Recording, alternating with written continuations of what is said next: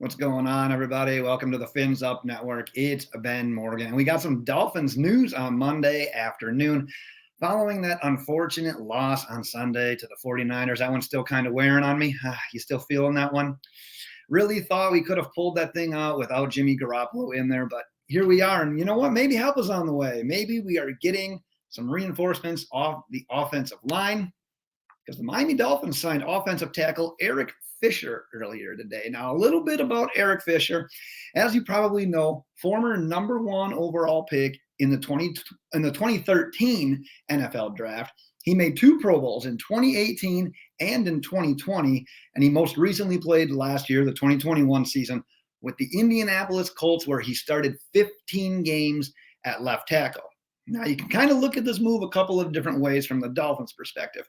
First and foremost, natural position, left tackle. Maybe he's nothing more than insurance for Terron Armstead. He's had his injury issues. He's had the toe.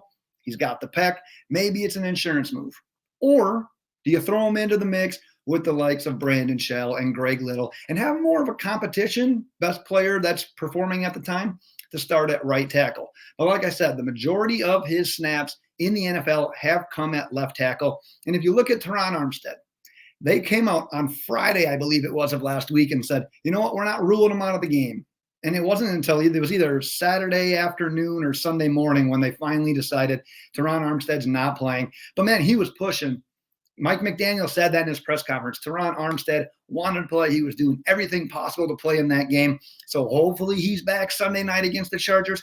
But we now have potential insurance plan in place in Eric Fisher in the event he doesn't. But one piece of caution. Yes, I'm happy that we got reinforcements. We needed to address the offensive line. But one piece of caution I'm going to throw out there was that he was still available. He was a free agent for a reason. He's going to be 32 in January. He's had his ups and downs throughout his career, some more recent ups, because right away when he was drafted by the Chiefs, he was kind of seen as a bust. He needed to rejuvenate his career a little bit, which he did, obviously making those two Pro Bowls that I talked about. I know his PFF grade was down a little bit that last year with the Colts, but if you compare him to what we have, let's just say Terron Armstead is healthy, and we got to have Brandon Shell, Greg Little, or Eric Fisher. He's on par with those guys. He can compete with those guys. So we can't pretend that we got this stud offensive lineman, plug and play. He's our right tackle from day one. I don't think it's that easy. Can he play snaps for us? Can he play meaningful snaps for us? Sure. Hope he does. Let's give him a shot. Let's see what he has. But we can't pretend that this is like the magical elixir. Like, our offensive line is great now. That's not the case. Like I said, this is either an insurance plan for Terron Armstead or a guy to add to the mix with Shell, with Little at right tackle.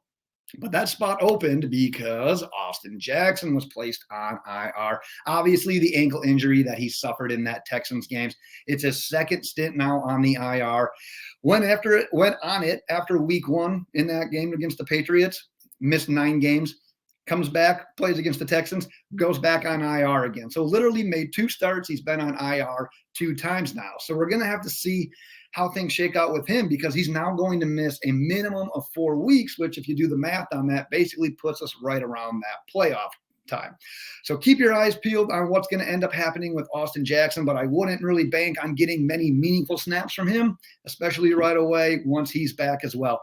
But like I said, end of the day, reinforcements were brought in and needed, because look at yesterday against the 49ers. I thought our offensive line did fine. I thought we did a lot of remedies to help out that offensive line. But at the end of the day, Nick Bosa still had 3 sacks, and they had the sack, scoop, and score. So reinforcements were absolutely needed. And the last bit of piece of news from today regarding that Week 15 Dolphins versus Bills highly anticipated AFC East matchup. It is announced it's going to be Saturday night, Saturday, December 17th at 8:15 p.m. Eastern Standard Time on NFL Network. Now, the whole rumor was this game is likely going to either be that Saturday night or that Sunday night. And I was selfishly hoping for Sunday night to be able to give the Dolphins not a short week coming off of back-to-back West Coast games. And now you got a short week in Buffalo, where we already struggle against the division-leading Buffalo Bills. But no, we kind of got the short end of the straw on that one. We get Saturday night. But regardless, I can't complain too much, because it's a Saturday night primetime game in a meaningful December game. And hey, as Dolphins fans, we want meaningful December games. So here we are. But if you look at how this thing shakes out and why I think it gives the Bills a bit of an advantage, because I talked about the disadvantage Miami's at. Road game in Cali, short week in Buffalo. When you look at the Bills, they had Thursday of this last week. Now this next week, week 14, they're at home against the Jets, and then they get to be at home for the short week against the Dolphins. So it's a little bit easier, I would say, for the Bills. But like I said, end of the day, primetime game, meaningful December football. And hey, national audience, we got another opportunity. But that is the Dolphins news from today, everybody. And I will be back on Wednesday. I'm trying to figure out which day I got going on here. Wednesday with my stock up, stock down. Going to have some keys to victory. Going to do the preview and prediction for that Dolphins-Chargers game, as we always do. That is my time for today, Dolphins fans. And until next time, fins up.